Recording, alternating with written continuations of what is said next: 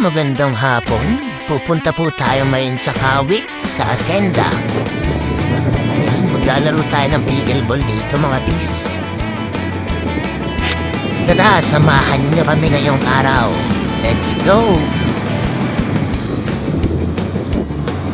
Munisipyo ng Imus. Siyempre, dito na tayo sa munisipyo ng Imus mga bis. Fast forward, nasa Asenda na tayo at magkakape muna tayo mga bis.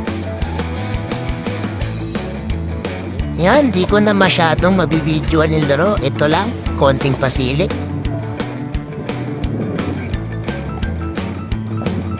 Nagbihis na rin tayo agad dito mga bis dahil umuulan na. Kitang-kita niya, basa na yung bike natin. Tignan natin kung maaabutan ulit tayo ng ulan sa kalsada mga bis.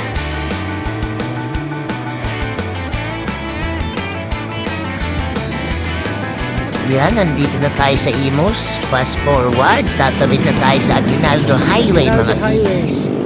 At syempre, stop over na tayo dito sa Bantang Dasma. Di na tayo masyado nakapag-video dahil umuulan nga mga bis. Hipak muna tayo tapos larga na ulit mga bis. Tuloy na natin yung biyahe pa uwi. Tasma na ulit mga bis.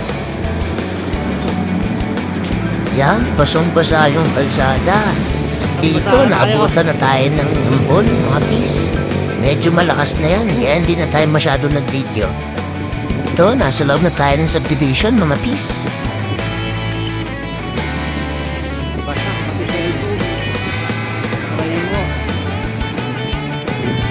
Yun, malapit na tayo sa bahay.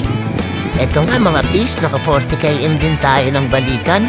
Pagtapos niyan, syempre, konting wisik-wisik tayo sa bike para matanggal yung mga putik na nakakapit. Yan lang mga bis, maraming salamat sa panonood. Sa susunod ulit.